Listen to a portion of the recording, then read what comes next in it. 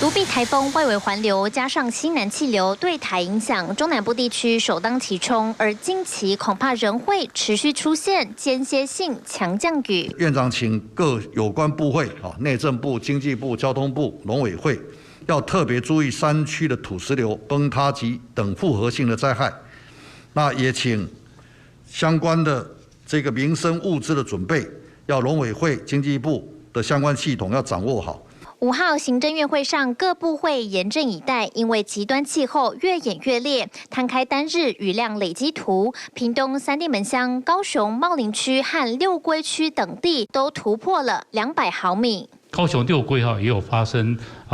彻底的一个状况，可能要请国人同胞一定要配合我们政府彻底人员的一个疏散作业，来配合做疏散准备，同时注意防疫，也要注意防灾。也因为雨势来得又快又猛，高雄六龟区5号上午共27条前市溪流进入红色警戒，担忧午后雨势增大，恐会酿成更大的灾情。区公所赶在上午11点，立即将区内红色警戒范围内的保全户全数撤离。我们这次一共是总共撤离了447个乡亲，那其中呢有收容8个人在我们的中心收容所，那安全依稀的有339个人，要到1点就结束撤离的工作。尽管卢碧台风不侵台，也将减弱为热带性低气压，但丰沛雨势仍会对台湾造成威胁，呼吁民众多一分防台准备，才能少一点灾害发生。